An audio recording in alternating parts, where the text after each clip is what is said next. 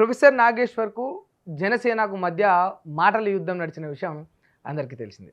దానికి సంబంధించిన ఒక చిన్న విషయం చెప్తా. అసలు ఎందుకు నడిచింది అనేది తెలియని వాళ్ళకు ఒక వివరణ ఇచ్చి, ఇప్పుడు హుటాహుటీన ఆంధ్ర నుండి ఒక 50 మంది పోలీసుల వరకు ప్రొఫెసర్ నాగేశ్వర్ ఇంటి దగ్గరికి పోలీసులు వచ్చిరన్న ఒక విశ్వసనీయ సమాచారం ఉంది. అసలు ఆంధ్ర నుండి ఇంతమంది పోలీసులు రావడానికి కారణాలు ఏంటి, అవసరం ఏమున్నది, మరి అరెస్ట్కే వచ్చిండ్రా లేకపోతే ఆయనను విచారించడానికి వచ్చిండ్రా అనే విషయాలైతే తెలవాలి. ఎందుకంటే ఈ కాకినాడ దగ్గర ఇంద్రపాలెంలో ఎఫ్ఐఆర్ కూడా ఫైల్ చేసిండ్రు. ఈ జనసేన పార్టీకి సంబంధించిన ఒక నాయకుడు పెట్టిన కేసును తీసుకొని అక్కడ పోలీసులు ఎఫ్ఐఆర్ ఫైల్ చేసిండ్రు ప్రొఫెసర్ గారి మీద. సరే, అసలు ఏం జరిగింది వీళ్ళిద్దరి మధ్యలో అంటే, జస్ట్ జగన్ను అరెస్ట్ చేయించాలని పవన్ కళ్యాణ్ అమిత్ షాతో చెప్పిండు అన్నట్టు ఆ విషయము ఎవరో ఒకరు ప్రొఫెసర్ నాగేశ్వర్కు చెప్పిండ్రు అని చెప్పి ఆయన ఒక టీవీ డిబేట్లో అన్నాడు. ఇంతే అక్కడ జరిగిన అంశం. జగన్ అరెస్ట్ చేయించాలని పవన్ కళ్యాణ్ అమిత్ షాతో చెప్పిండన్న అంశం ప్రొఫెసర్ నాగేశ్వరరావు బయటికి చెప్పిండు. మీకు ఎట్లా తెలుసు ఏ ఆధారాలు అంటే, నాకు దగ్గరలో చెప్పాను, మీ పార్టీలో పనిచేసే వాళ్ళు జనసేన వాళ్ళే అన్నట్టు చెప్పిండు. సరే, దానికి సంబంధించిన డిబేట్లు నడిచినాయి. జనసేన నాయకులందరూ వ్యతిరేకించారు. సోషల్ మీడియాలో ప్రొఫెసర్ నాగేశ్వర్ గారిని తిట్టిండ్రు. రకరకాలుగా అదంతా నడిచిపోయింది. తర్వాత సరే, నాకు ఒకరు చెప్తే, ఒక నమ్మకమైన వ్యక్తి చెప్తే నేను నిజమే అనుకుని ఆ టీవీ ఛానల్లో చెప్పడం జరిగింది. దానికి సంబంధించిన మాటలు నేను వెనక్కి తీసుకుంటున్నాను కూడా అన్నాడు. ఇంతవరకు అంత వయసు వచ్చిన తర్వాత ఆయనకంటూ ఒక ఈ వ్యవస్థలో, ఈ సమాజంలో ఒక స్థానం ఉన్నా కూడా ఆయన అంగీకరించడు దాన్ని. సరే, నాకు చెప్పిన మాటల ప్రకారం నేను చెప్పిన, అందులో పూర్తి నిజాలు సాక్ష్యాధారాలు నేను నిరూపించలేకపోయినా, అందుకని నేను అన్న మాటలు నేను వెనక్కి తీసుకుంటున్నా అన్నాడు. ఇది ఆయన హుందాతనం. అలాంటి వ్యక్తి మీద కేసులు పెట్టడం ఏంది, ఎఫ్ఐఆర్ ఫైల్ చేయడం ఏంది, సరే పక్కన పెడదాం. ఇదంతా ఒక అంశం. అసలు ఆంధ్ర పోలీసుల జులుం తెలంగాణలో ఏంది, ఆంధ్ర పోలీసుల జులుం తెలంగాణలో ఏంది, ఎవడిచ్చిండు అధికారం, ఎవడిస్తున్నాడు అధికారం అనేది ఒక క్లారిటీ కావాలి. ఎందుకు అనంటే, ఇప్పుడు ఇది ఒక్కసారి కాదు, గతంలో ఒక జర్నలిస్ట్కి సంబంధించి కూడా ఆయన ఏదో ఒక వార్త రాస్తే, ఒక మాట అంటే, ఒక వీడియో చేస్తే అరెస్ట్ చేయడానికి అర్ధరాత్రి 11-2 గంటలకు, అర్ధరాత్రి 11-1-2 గంటలకు పోలీసులు ఆంధ్ర నుండి తెలంగాణకు వస్తారు. ఈ తుర్క్యాంజల్ దగ్గర బిఎన్ రెడ్డి అవతల. అంత అవసరం ఏమున్నది? సరే, అవసరం ఏమున్నది, వాళ్ళకంత గర్జే ఉన్నది, వాళ్ళకంత కోరికే ఉన్నది అనేది ఇక వాళ్ళకు వదిలేద్దాం. అసలు వీళ్ళకి అథారిటీస్ ఎక్కడివి?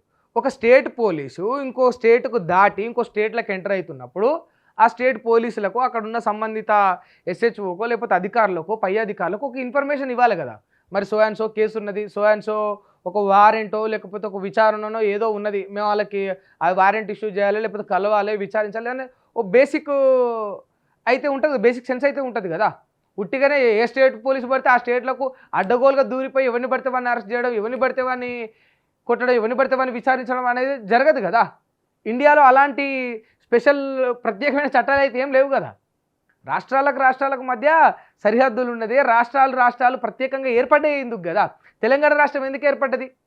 మా మీద పోలీసులు జుల్లును చూపెట్టొద్దు, మా మీద ప్రభుత్వం ద్వంద్వవైఖరి చూపెట్టొద్దు, మా మీద ప్రభుత్వం అణచివేత కానీ లేకపోతే ఇంకొక కార్యకలాపాలు కానీ జరపద్దు, మాకు స్వేచ్ఛా స్వాతంత్రమైన జీవితం కావాలి, మా బతుకు మేము బతకాలని కొట్లాడి తెలంగాణ తెచ్చుకున్నాం.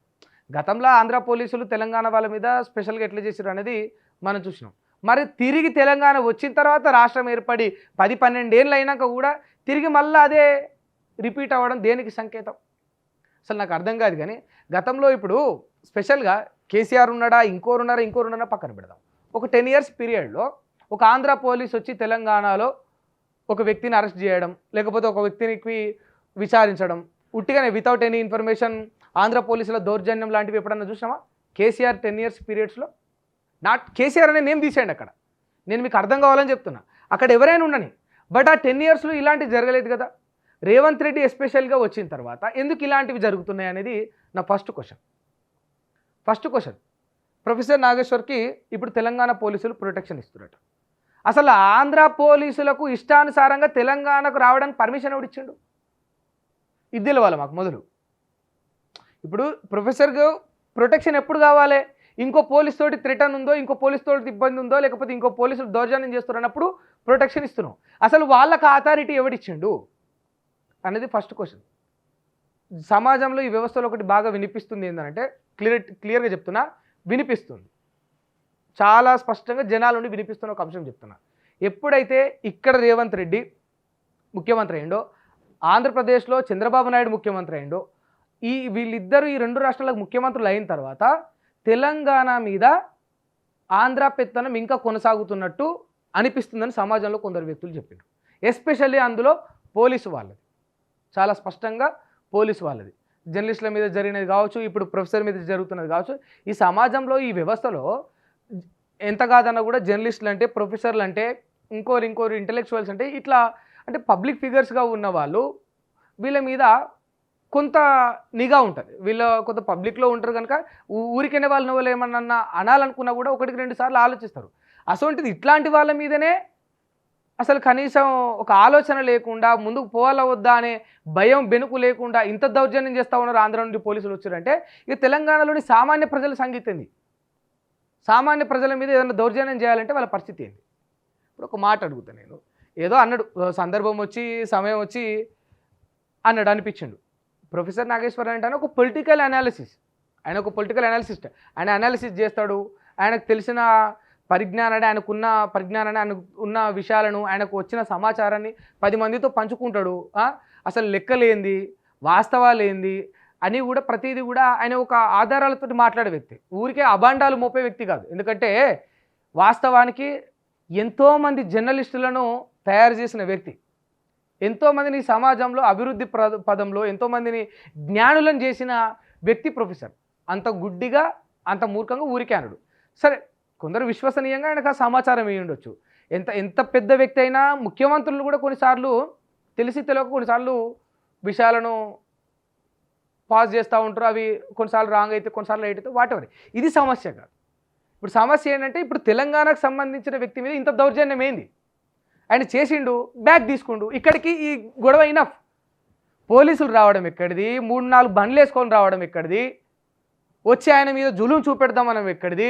గతంలో జరగడం ఎక్కడిది? ఇప్పుడు జరగడం ఎక్కడిది? భవిష్యత్తులో ఏం జరుగుతుందో అర్థం కాని పరిస్థితి తెలంగాణకు ఎందుకు ఇచ్చిండ్రు? ఎవడిచ్చిండు? ఇప్పుడు డిప్యూటీ సీఎం విషయానికి వద్దాం.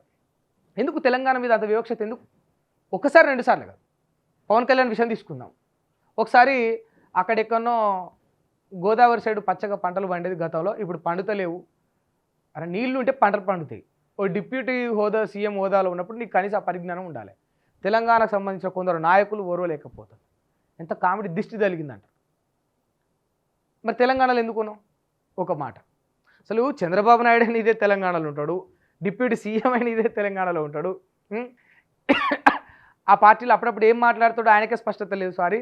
కానీ వాస్తవం ఆ బాలకృష్ణ ఇదే తెలంగాణలో ఉంటాడు. అందరు ఇన్నే వండుకుంటా ఇక్కడ సంబంధించిన వ్యక్తుల మీద ఇంత జులుం చూపెట్టేది ఎక్కడిది? చెప్పుండ్రి, ఇంత జులుం చూపెట్టేది ఎక్కడిది? కూర్చొని మాట్లాడండి, ఏం జరిగిందో తెలుసుకోండి. రాంగ్ స్టేట్మెంట్ పాస్ చేస్తారని ఒక క్లారిఫికేషన్ ఇవ్వండి, ఒక చర్చకు రండి. మీరు నిజంగా అంత నిజాయితీగా ఉంటే బంధం ఉన్న వాళ్ళే, ఆల్రెడీ పరిచయాలు ఉన్న వాళ్ళే కదా, దారులు ఉన్నాయి కదా. కేసులు పెట్టి పోలీసులతో ఇబ్బంది పెట్టాలనుకునేంత క్రూరత్వమైన ఆలోచన ఎందుకు వస్తున్నది? తెలంగాణ బిడ్డల మీద ఇంత క్రూరంగా ప్రవర్తించాలన్న ఆలోచన మీకు ఎందుకు వస్తుంది? మీకు ఎవరిస్తుర్రు? మీకు ఆ ధైర్యం ఎవరిచ్చిర్రు? ఫస్ట్ మాకు తెలియాలి. ఏ తెలంగాణ పోలీస్ అయినా ఆంధ్రాకు పోయిండా? చెప్పండి, ఆంధ్రాకు పోయిండా?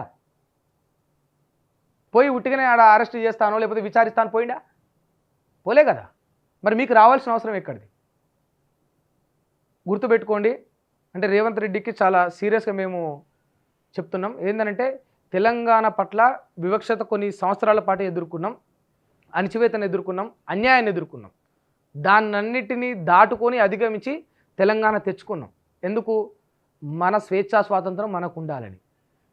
తిరిగి మనం రాష్ట్రం తెచ్చుకున్నాక కూడా తిరిగి మళ్ళీ ఇవే పునరావృతం అవుతున్నాయి. అంటే ఇక మీ ప్రభుత్వం ఏ స్థాయిలో ఉన్నది, ఏ లెవెల్ ఆఫ్ స్టేజ్లో వర్క్ చేస్తూ ఉన్నది, మీరు పక్క రాష్ట్రంలోని అక్కడ లా అండ్ ఆర్డర్స్కో లేకపోతే అక్కడ పోలీస్ యంత్రాంగానికి, పోలీస్ రంగానికి ఎంత స్వేచ్ఛనిచ్చారు, ఎంత ఫ్రీడమ్ ఇచ్చారు, ఈ సమాజంలో ఈ వ్యవస్థలో ఈ తెలంగాణ కోసం కొట్లాడిన వ్యక్తులకు ఎలాంటి పరిస్థితిని క్రియేట్ చేస్తారని ఒక్కసారి ఆలోచన చేసి పాలన చేస్తే బాగుంటుందని తెలంగాణ ప్రజలు అడుగుతూ ఉన్నారు.